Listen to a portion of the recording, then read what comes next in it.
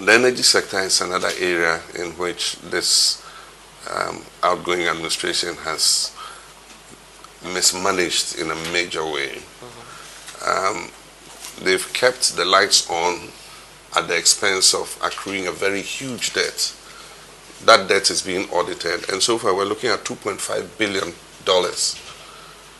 And so not paying the producers of energy, just piling on the debt and paying other things that are not as critical as paying down the energy sector debt.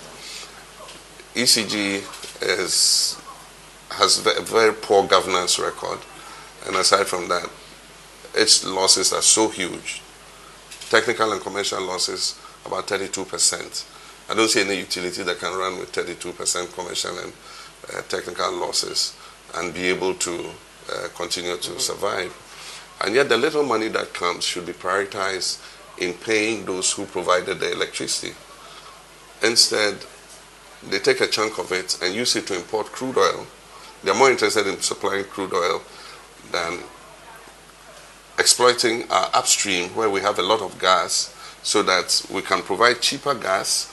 If we could cover our energy production with 100% gas, that will save us in excess of $1 billion every year.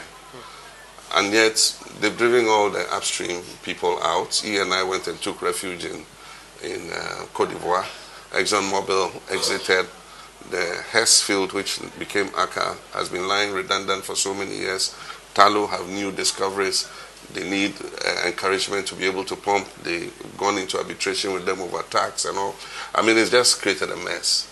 And so gas production has gone down. And so we're having to use more light crude oil. And that makes electricity production more expensive. And so if you chose that option, then at least pay the IPPs for producing. And yet they're not paying them. And so the debt on that area has ballooned. The energy sector needs urgent surgery. Urgent surgery. Otherwise, it can collapse everything. And so when the Minister of Finance says the economy is turning around, you have a $2.5 billion debt. Your bailout is only $3 billion. And so $2.5 billion debt sitting and breathing, you know, and you say the economy is turning around, that alone can crash everything that has been done. And so they want to create a more upbeat, you know, story about their economic management before they leave office. But like I said, we're going to open the books when we come and let Ghanaians know what the true situation is.